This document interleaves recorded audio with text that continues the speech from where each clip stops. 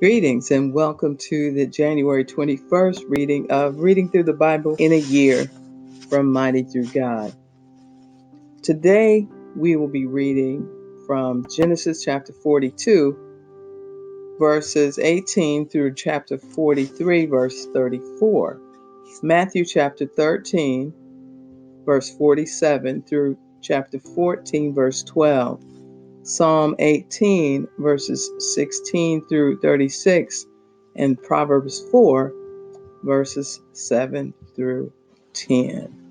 And so we begin Genesis chapter 42. On the third day, Joseph said to them, "Do this, and you will live, for I fear God. If you are honest men, let one of your brothers stay here in prison, while the rest of you go and take grain back for your starving households. But you must bring your youngest brother to me, so that your words may be verified, and that you may not die." This they proceeded to do. They said to one another, "Surely we are being punished because of our brother. We saw how distressed he was when he pleaded with us for his life, but we would not listen. That's why this distress has come on us."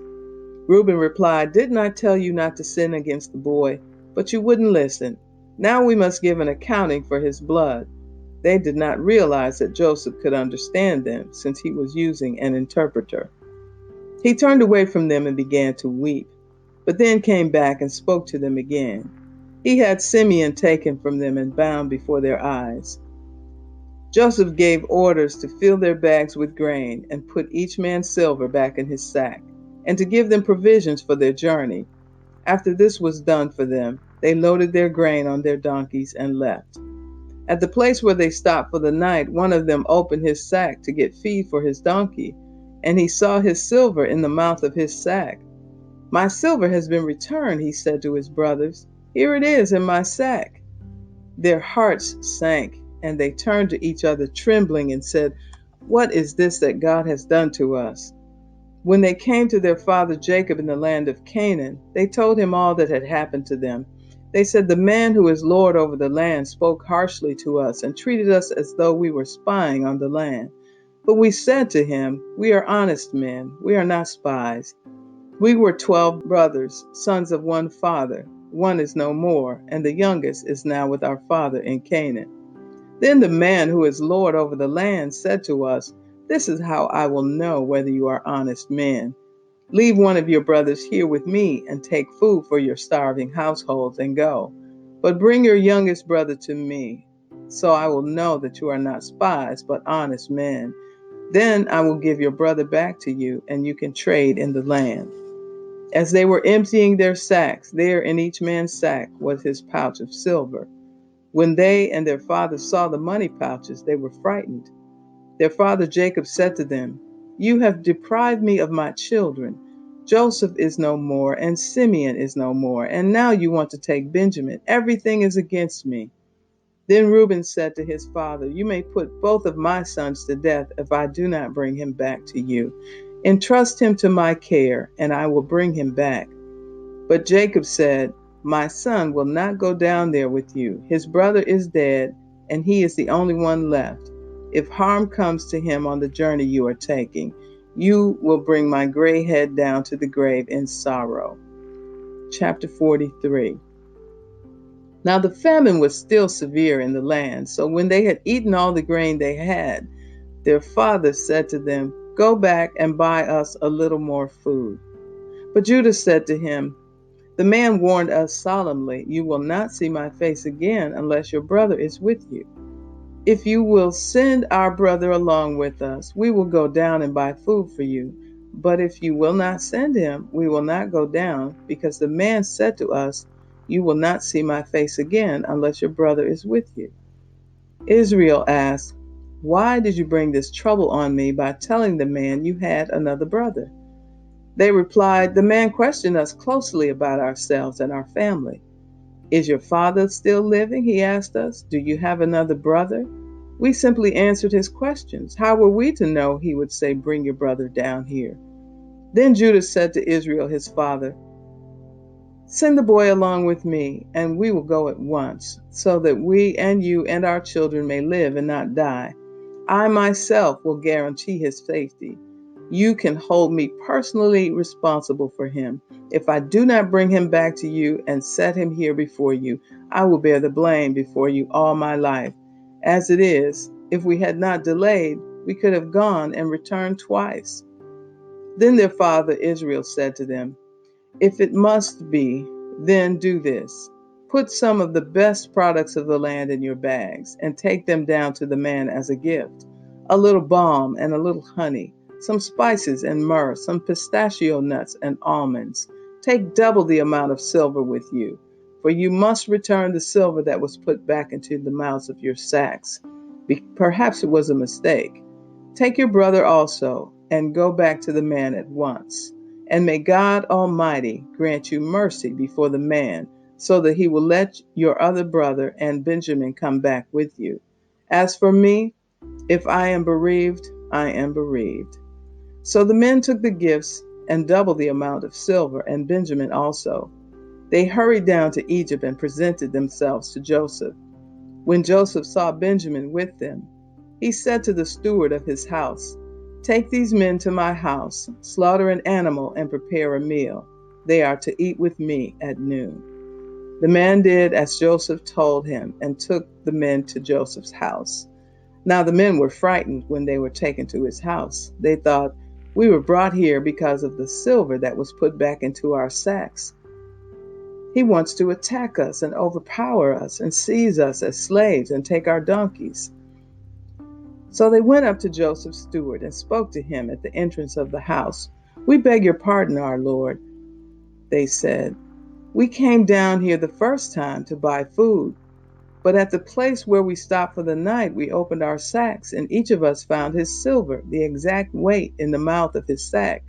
So we have brought it back with us. We have also brought additional silver with us to buy food. We don't know who put our silver in our sacks." "It is all right," he said. "Don't be afraid. Your God, the God of your father, has given you treasure in your sacks. I received your silver." Then he brought Simeon out to them. The steward took the men into Joseph's house, gave them water to wash their feet, and provided fodder for their donkeys. They prepared their gifts for Joseph's arrival at noon, because they had heard that they were to eat there. When Joseph came home, they presented to him the gifts they had brought into the house, and they bowed down before him to the ground. He asked them how they were, and then he said, "How is your aged father you told me about? Is he still living?" They replied, "Your servant, our father, is still alive and well." And they bowed down, prostrating themselves before him. As he looked about and saw his brother Benjamin, his own mother's son, he asked, "Is this your youngest brother, the one you told me about?" And he said, "God be gracious to you, my son." Deeply moved at the sight of his brother, Joseph hurried out and looked for a place to weep. He went into his private room and wept there. After he had washed his face, he came out and, controlling himself, said, "Serve the food."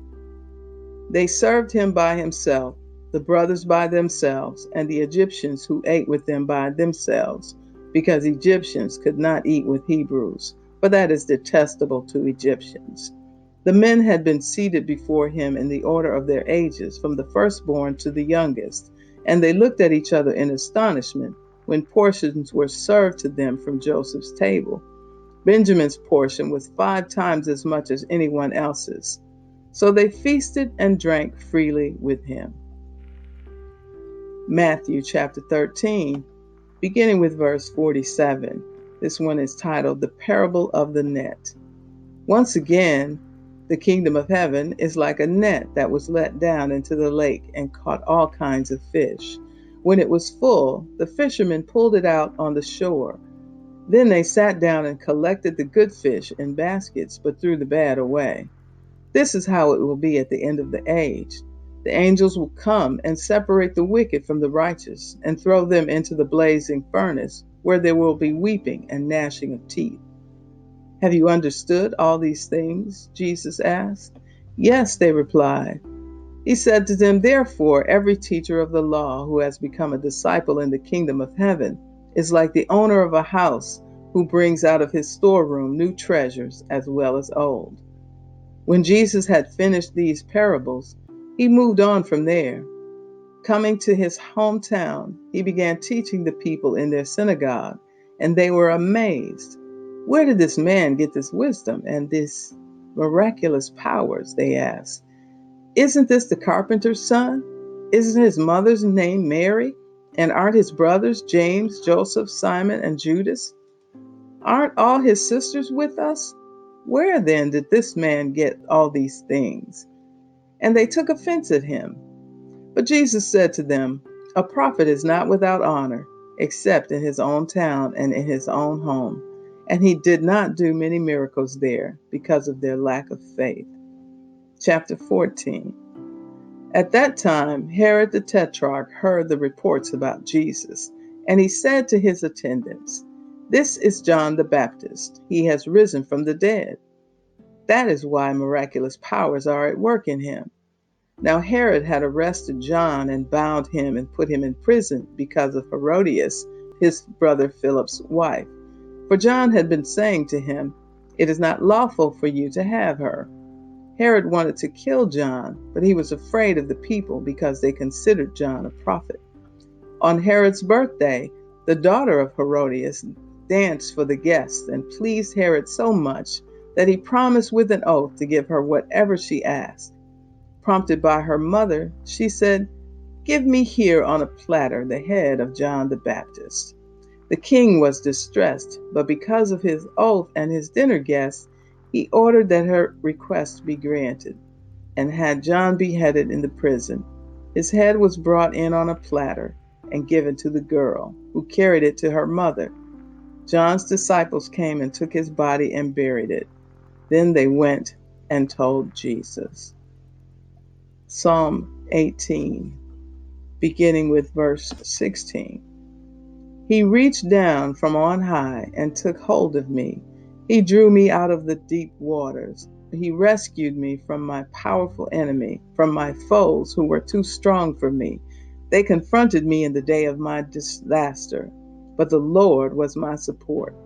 He brought me out into a spacious place. He rescued me because he delighted in me. The Lord has dealt with me according to my righteousness. According to the cleanness of my hands, he has rewarded me. For I have kept the ways of the Lord. I am not guilty of turning from my God. All his laws are before me. I have not turned away from his decrees. I have been blameless before him and have kept myself from sin. The Lord has rewarded me according to my righteousness, according to the cleanness of my hands in his sight. To the faithful, you show yourself faithful. To the blameless, you show yourself blameless. To the pure, you show yourself pure. But to the devious, you show yourself shrewd. You save the humble, but bring low those whose eyes are haughty. You, Lord, keep my lamp burning. My God turns my darkness into light. With your help, I can advance against the troop. With my God, I can scale a wall. As for God, his way is perfect. The Lord's word is flawless. He shields all who take refuge in him. For who is God besides the Lord? And who is the rock except our God? It is God who arms me with strength and keeps my way secure. He makes my feet like the feet of a deer. He causes me to stand on the heights. He trains my hands for battle. My arms can bend a bow of bronze. You make your saving help my shield, and your right hand sustains me. Your help has made me great. You provide a broad path for my feet, so that my ankles do not give way. Proverbs 4, verse 7. The beginning of wisdom is this: get wisdom, though it cost all you have. Get understanding. Cherish her, and she will exalt you. Embrace her, and she will honor you. She will give you a garland to grace your head and present you with a glorious crown. Listen, my son, accept what I say, for the years of your life will be many. And so concludes the reading for January 21st. Be blessed.